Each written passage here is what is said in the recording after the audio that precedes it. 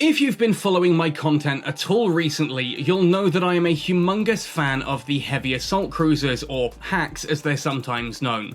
I've been running a bit of a mini-series lately where I've been taking each of the individual heavy assault cruisers into C3 combat sites, trying to find one fit that can run all 4 sites. And today, it's the turn of the Gallente Federation's Deimos. This is a bit of a weird one for me. I'm not a particular fan of the thorax-style hull, nor am I a fan of medium hybrid turrets. They're just not a weapon system I use all that frequently, so this video was a bit of a challenge for me to make, and I did run a couple of different fits, run a load of different sites, and I finally settled on one fit that can do all 4 sites using the Gallente Federation's Deimos. Ahoy there folks, I'm Captain Benzie and welcome back to another video for EVE Online. Today I'm going to be taking out the Gallente Federation's Deimos Heavy Assault Cruiser and taking this into a C3 system and running all 4 of the different C3 combat sites using one fit. I want to showcase that you can take a Deimos out and do one fit for all 4 of the C3 combat sites. Great way for you to make some ISK and not have to worry about running just one site in particular. Now, because I'm a bit of a nerd, I'm interested in the naming of these different vessels as well, and I'm sure you're aware that the Gallente Federation naming convention is heavily inspired by Greek mythology, and the Deimos is kind of no different. Deimos was actually pronounced in Greek closer to Deimos, as far as I'm aware, and it means dread. It was the personal god of dread and terror in Greek mythology, and is also one of the names of one of Mars's moons, Deimos and Phobos. And if you've ever played Doom, yeah, you actually do get to go onto the Deimos station there as well, so there's a lot of cool stuff about this name. Interestingly enough though, not a ship I normally would have chosen to fly, and that's why I enjoy making videos like this. I'm not a huge fan of the thorax hull. It's a little bit too phallological for me. Look up that word if you don't know what it means. I don't really want to explain it on a camera where I'm trying to keep things as family friendly as possible. I'm sure from that you can already infer what I'm talking about. In addition to that as well, medium hybrid turrets, or hybrid turrets in general, while I don't dislike them the same way that I dislike lasers, I don't tend to use them all that much. So this was a really interesting challenge for me, to take a ship that I really know very little about, a weapon system that I'm not particularly hot on, and try and find one fit that can run all of the C3 combat sites. Join me in a moment to find out how I did. If you do enjoy this video, by the way, please hit like on it. It's a massive help to the channel if you hit like. Drop a comment down below letting me know your thoughts as well. Both of those really help YouTube to promote my videos. It is a massive help to me, so thank you if you can take a few seconds just to do those. And if you do want to go the extra mile to help support this channel and keep me making content, I've got a Patreon page, a PayPal tip jar, and a Redbubble merchandise store. If you're new to EVE Online, make sure to click my referral link. 1 million free skill points. Doesn't need to be a new account. You can do it on an old account, as long as you haven't used the referral link before. And come join the Catskull community Discord, linked in the description down below. All of that said and done then, whew, mouthful. Let's jump right into talking about the Gallente Federation's heavy assault cruiser, the Deimos. As is standard procedure for these videos, let's start off by having a look at the Deimos's traits and ship characteristics, the different bonuses that it gets from skills and things like that, to give you a brief understanding of what this vessel is. Now, first of all, as a heavy assault cruiser, it has the roll bonus that allows it to fit assault damage controls. So let's just spend a brief moment talking about what an assault damage control is and how it differs from a standard damage control unit. Now, ultimately, a damage control unit is a passive module that you fit to a ship. It increases your hull, armor, and shield damage resistances across the board. It's a really nice little module just for getting a bit of extra resistance out of a single low slot. Now, the assault damage control does the same thing, but to a lesser extent. It's only 25% on the hull, 7.5% on the armor, and only 5% on the shield, whereas it's like 15% on the armor, I think, for damage control unit 2, if I remember correctly. Please don't quote me on that. But an assault damage control can only be fit to assault frigates or heavy assault cruisers, and you can mouse over the list here to see exactly which ships that is. And yes, I will be covering as many of these as I can in this little mini-series, although looking at how many ships are there, it's not going to be that mini a series at the end of it, is it? Anyway, So, why would you fit one of these if it's restricted to certain ships and it's not as good as a standard damage control unit? That's because the assault damage control is built around an activatable mode. For 8.78 seconds, you get a whopping increase to your resistances, and then it goes on 150 seconds cooldown. So basically, you hit that button and go, oh damn, I'm taking too much damage. You press that button in a panic, and you stop taking that damage. It's really that powerful. Great little module. There are definitely things that you wouldn't necessarily want to fit it to. Certainly, I have people say, why are you fitting an assault damage control to this ship for PvE? Surely it would just be better to fit other things. I like fitting it because the roll bonus is there, and I think it really helps out in a pinch. Oh crap, I'm taking too much damage. Slap that button and you stay alive. There are alternative things, but we'll discuss that in the fitting section.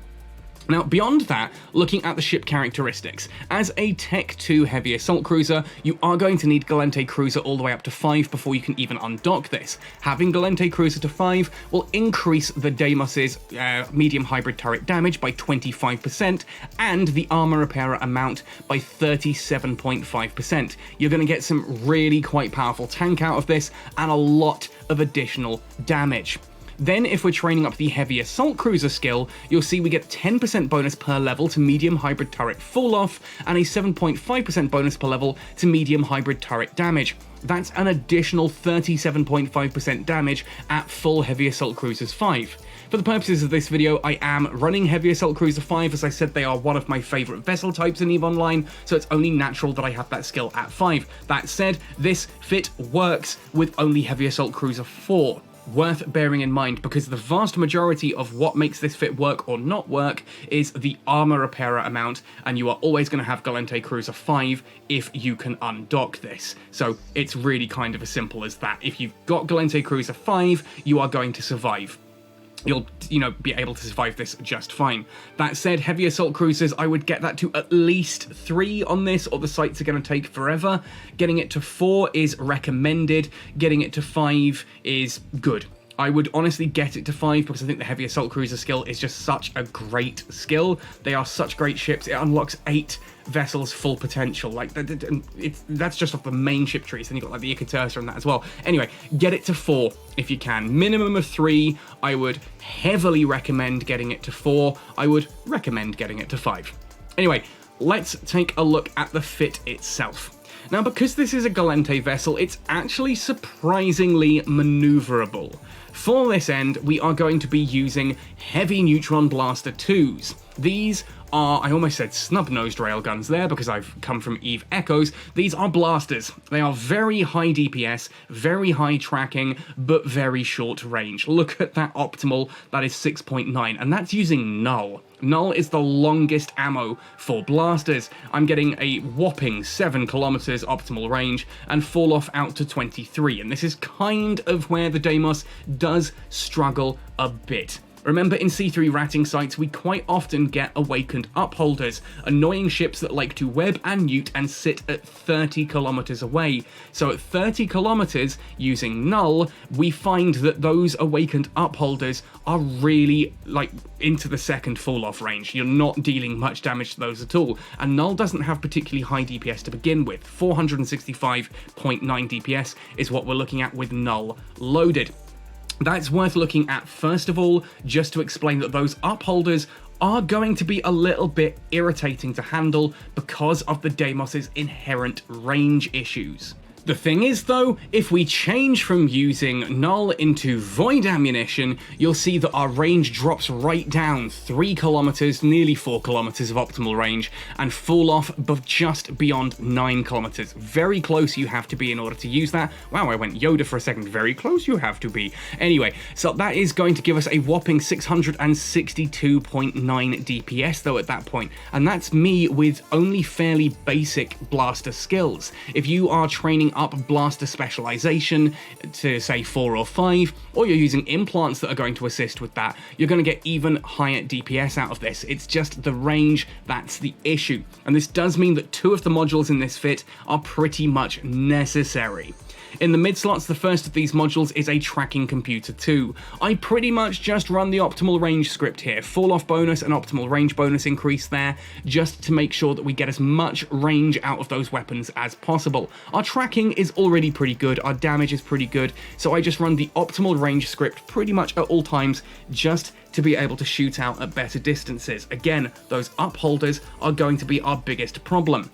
This still isn't quite enough on its own, however, so then we come down into the low slots and add a tracking enhancer 2. That's in order to get the range out of those turrets. And theoretically, you could swap some rigs around and put in there for some medium hybrid range as well. To me, that's a little bit overkill, and it does risk your tank, which I don't like doing.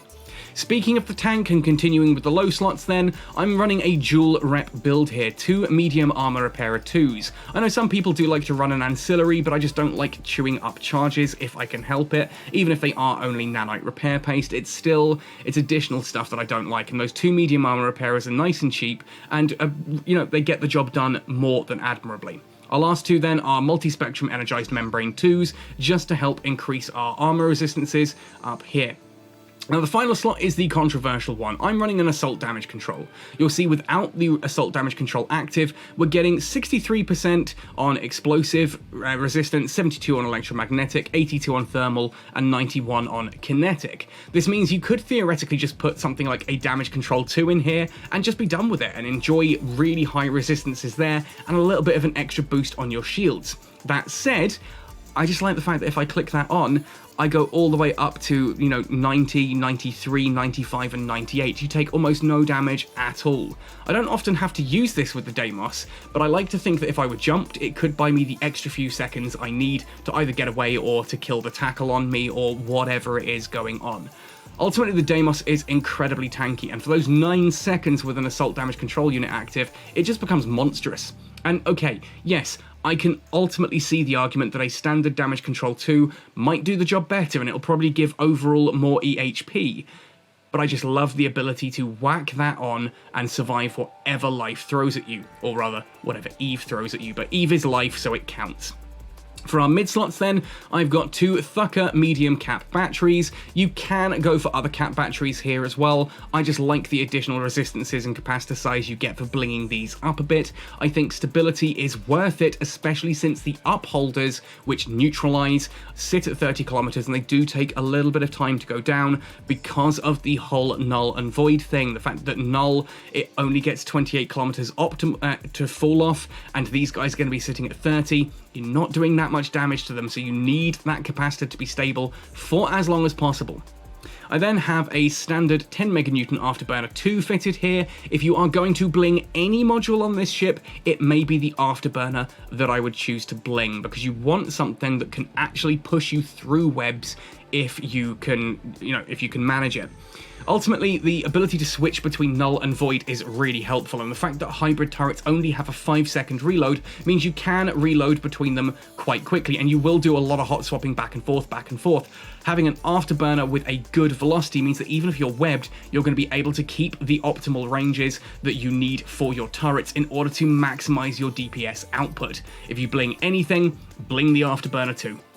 For the rigs then, medium auxiliary nano pump 2 and a medium explosive armor reinforcer 2. This is all about just keeping those reps nice and high with the nano pump there, and the explosive armor reinforcer is just to get the explosive armor up in resistances, because otherwise that becomes a resistance hole and you start taking a bit more damage. Ultimately, again, it's all about having enough tank to survive everything comfortably, and believe me, the Deimos just tanks like a boss. You can sit there and you can fly straight line towards a battleship and not stress about it too much. The assault damage control only really comes into play if you've got like 2 battleships at once, or again, as I said, if you're getting jumped. Otherwise, such a tanky ship, but it kind of needs to be. I would almost be tempted sometimes. I haven't thoroughly tested it. It kind of worked, but I took a couple of big hits that I didn't like, where I swapped the medium auxiliary nano pump for auxiliary thrusters just to get a little bit of extra speed out of it to try and get the range. Same, you could put in the turret one there as well. I forget what it's called. Is it the Algid? Whichever one it is, medium hybrid, that adds range to your weaponry as well. That can be very useful just to help with application, but it's kind of up to you. You do also have drones. I tend to just pack in 5 Hobgoblin 2s into this, just because that's more than enough, and it gives a nice little whack of extra DPS against things, especially whilst you're closing the distance, in order to come in with the blasters there to do the rest of the damage. Drones sort of start the damage and kick it off, then your blasters come in and just wreck them to shreds. Anyway, that said and done then, let's actually undock this and show it in those 4 sites, and talk about what makes those sites a little bit trickier or easier, and how you're going to run them nice and easily. In my previous heavy assault cruiser videos, I had taken to just showcasing footage from all 4 sites and giving a full step-by-step breakdown on absolutely everything. Feedback on that was that essentially people use EVE Survival or my own wormhole PDF to figure out what the triggers are anyway. It's a very repetitive 30-minute long section of the video that quite frankly wrecks my voice and is not overly exciting to watch. So this time around what I'm going to do is I'm going to play out footage here just of the end of the Outpost Frontier Stronghold, because this was the quote-unquote most difficult part of any of these sites, and I'm just going to talk about things that you need to know that aren't the triggers. You can get the triggers from EVE Survival.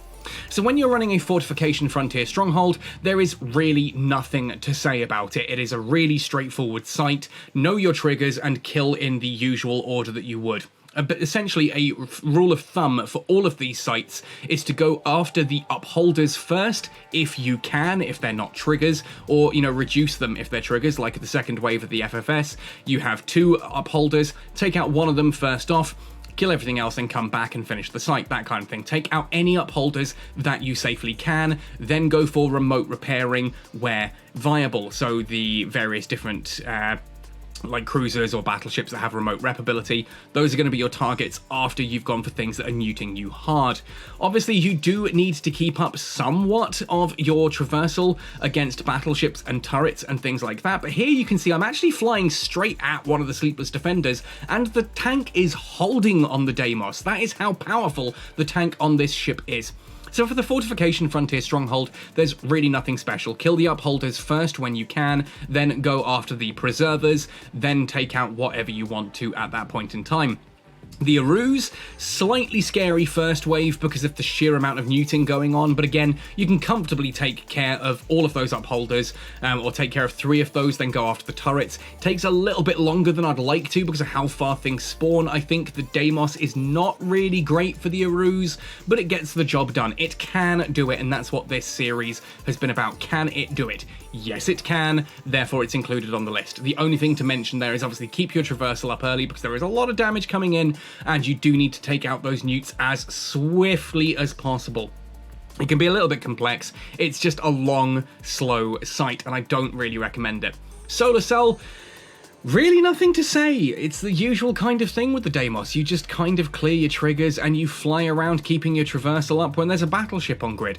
That's it. There's nothing special about that. Solar Cell wasn't bad at all, which then brings us to the Outpost Frontier. And the opening wave of the Outpost Frontier, not an issue. The second wave of the Outpost Frontier, not an issue. Third wave of the Outpost Frontier, not an issue. You can see that for this I had run, actually at this point in time, 2 Fortification Frontier Strongholds, 2 Arus, 2 Solar Cells, and I'm on the second Outpost Frontier as I make this. You can look at the modules here, and you can see I do have some Nanite Repair Paste, but I've still got the full 395 that I had when I started running these sites. I haven't overheated anything. I've taken 0 hull damage. I haven't docked up or anything. There's just nothing has required me to. The Deimos' tank is exemplary if you are running Heavy Assault Cruiser 5 as a skill.